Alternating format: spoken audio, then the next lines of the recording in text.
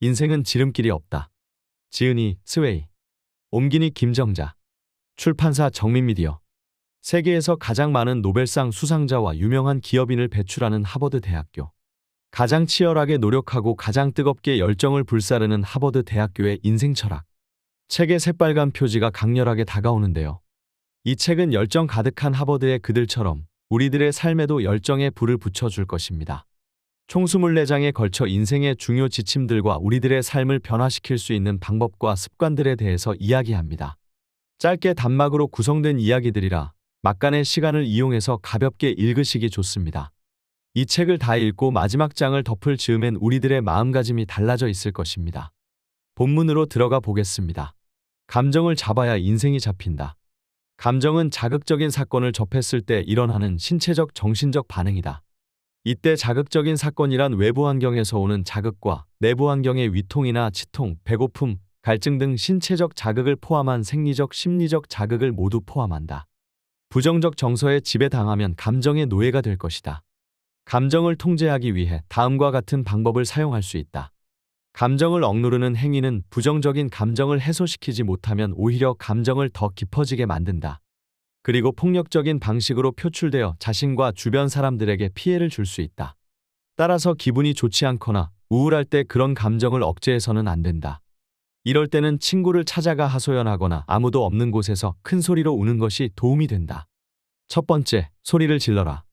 짧고 강하고 자유롭게 소리를 지르면 마음속에 쌓였던 감정이 발산되면서 마음이 안정을 찾을 수 있다. 넓고 탁 트인 장소를 찾아 편안히 서서 심호흡을 한 뒤 정면을 향해서 소리치며 두 손을 꽉 쥐어본다. 두 번째, 산책을 하라. 화가 나면 의식적으로 화제를 바꾸거나 다른 일에 집중하며 주의력을 분산시키는 것이 좋다. 그렇게 하다 보면 자연스럽게 기분이 풀린다. 세 번째, 마음속으로 수를 세어라. 화가 나기 시작하면 마음속으로 나는 참을 수 있어 라고 되뇌이며 조용히 하나부터 10까지 수를 세어보자. 그러면 단 몇 초만으로도 분노를 가라앉힐 수 있다.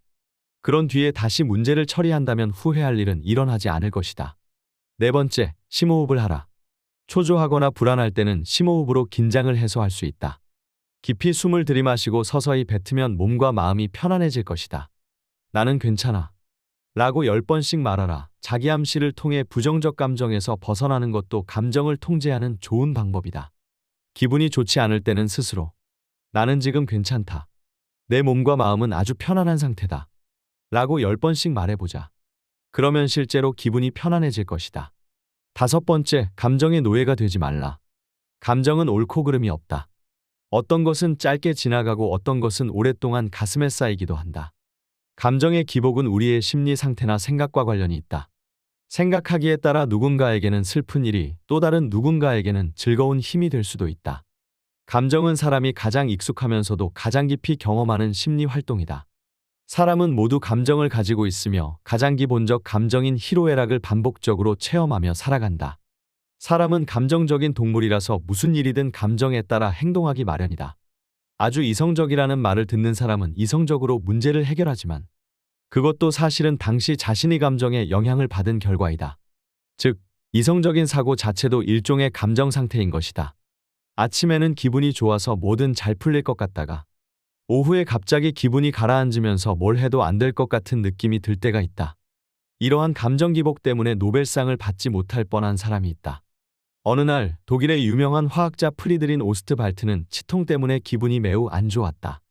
그때 어떤 청년이 논문을 봐달라고 가져왔는데 그는 대충 훑어보고는 내용이 마음에 들지 않아 쓰레기통에 버렸다. 그런데 며칠 후 치통이 사라지고 기분도 좋아지자 그는 얼마 전에 봤던 논문이 문득 떠올랐다. 다급히 쓰레기통을 뒤져 논문을 찬찬히 읽어보니 과연 그 안에는 놀라운 내용이 들어있었다. 오스트발트는 바로 과학 잡지에 청년의 논문을 추천했다. 논문은 학계의 센세이션을 불러왔고 훗날 논문을 작성한 청년은 노벨상을 수상하는 영광을 안았다. 오스트발트의 기분이 좋아지지 않았다면 그 논문은 세상에 빛을 보지 못했을 것이다. 사람의 감정은 신념과 사고에 영향을 많이 받는다. 신체적인 이유로 기분이 나빠졌다면 약물 치료를 통해 상태를 개선할 수 있다.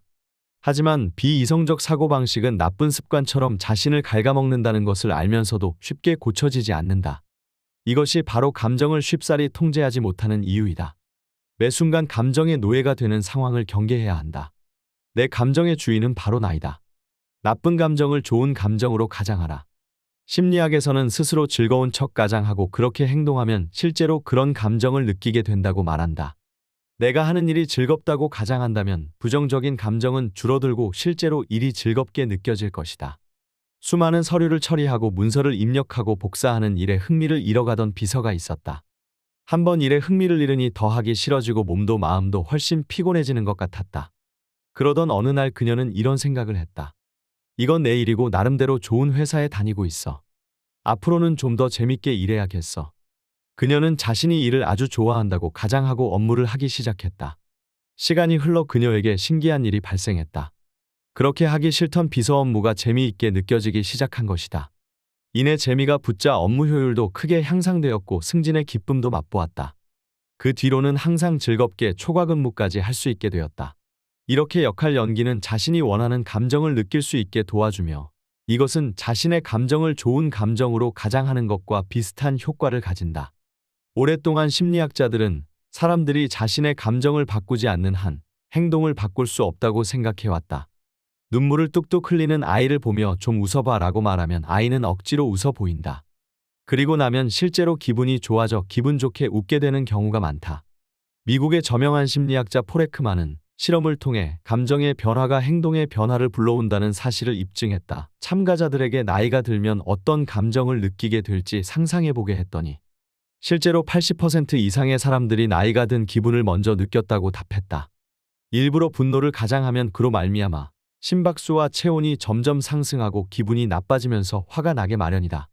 심리학 연구에 따르면 아름다운 풍경을 보면 부정적인 감정에서 벗어나는 데 도움이 된다고 한다. 화가 났다면 즐거웠던 모습을 떠올려보자. 즐거운 일을 상상하면 진짜 웃음이 나를 찾아올 것이다. 큰 소리로 책을 읽는 것도 좋다. 물론 책은 우울한 내용보다는 즐거운 내용을 읽는 게 좋다. 심리학자들은 마음이 복잡하거나 걱정이 많을 때 표정을 지어가며 큰 소리로 책을 읽으면 기분이 좋아진다고 한다.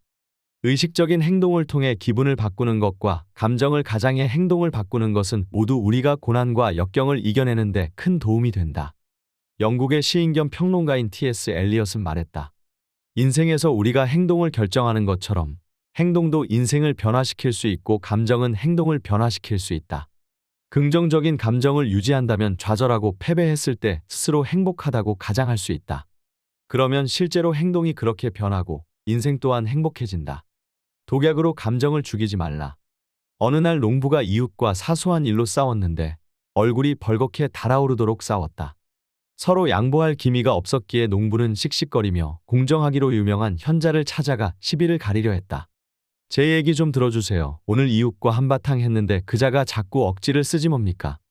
농부는 현재 앞에서 광분하며 이웃을 헐뜯고 욕했다.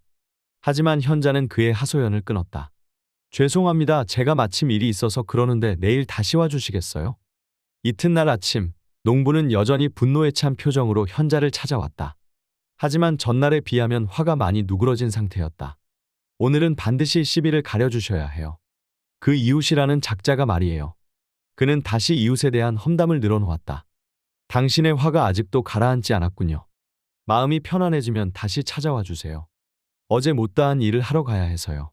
며칠 뒤 농부는 다시 현자를 찾아가지 않았다. 어느 날 현자는 산책을 하다가 그 농부를 만났다.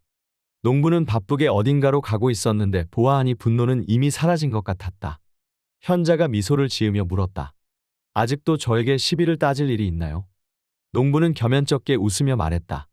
분노는 다 사라졌어요. 지금 생각해보니 그렇게 대단한 일도 아닌데 왜 그리 화를 냈나 싶어요. 현자는 여전히 온화한 표정으로 말했다. 화가 다 풀렸다니 잘 됐네요. 앞으로도 기억하세요. 절대 분노의 말이나 행동을 하지 않겠다고요. 역경을 만났을 때 분노하는 것은 최악의 선택이다. 분노로 피해를 보는 것은 언제나 나 자신이다. 주변을 둘러보면 화를 내고 있는 사람을 쉽게 찾을 수 있다. 사람은 언제나 분노할 수 있다. 가게에서는 직원과 손님이 싸우고, 택시 안에서는 기사가 교통체증 때문에 화를 내고, 버스에서는 자리를 먼저 차지하기 위해 상대를 비방하는 이런 사례는 셀 수도 없다.